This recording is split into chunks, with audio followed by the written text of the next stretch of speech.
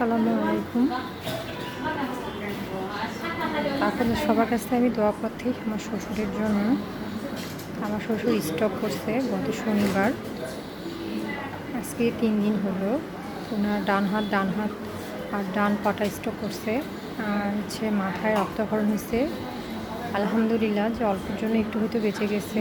আর রক্ত জমাট বেঁধে থাকলে একটা বেশি ক্ষতিকর হইতো, কিন্তু রক্তক্ষরণটা তেমন খুব একটা ইফেক্ট করে না।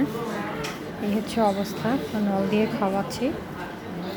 আমরা মেডিকেলে ভর্তি আছি এই মুহূর্তে। তো যে যেখান থেকে পারেন আমার বন্ধুগণ, আপনারা সবাই আমার শ্বশুরের জন্য দোয়া করবেন। একটুকু তো দোয়া প্রার্থী করতেই পারি, আপনাদের কাছে আশা করতেই পারি আমি। উনি যেন দ্রুত সুস্থ হয়ে ওঠে। আল্লাহ যদি তার হায়াত রাখে, তিনি যেন দ্রুত সুস্থ হয়ে ওঠেন। আর যদি না রাখে, যেন আল্লাহ ওনাকে কষ্ট বেশি না দেন। মানে কি বলবো, একটা স্ট্রোক রোগীর জন্য এভাবে সারাদিন শুয়ে থাকা কি যে কষ্টদায়ক। যে শুয়ে আছে সেই বলবে। আর আমার শরীরে সেন্স আছে, মাঝে মধ্যে কথা বলতেছে, আবার ঘুমায় পড়তেছে।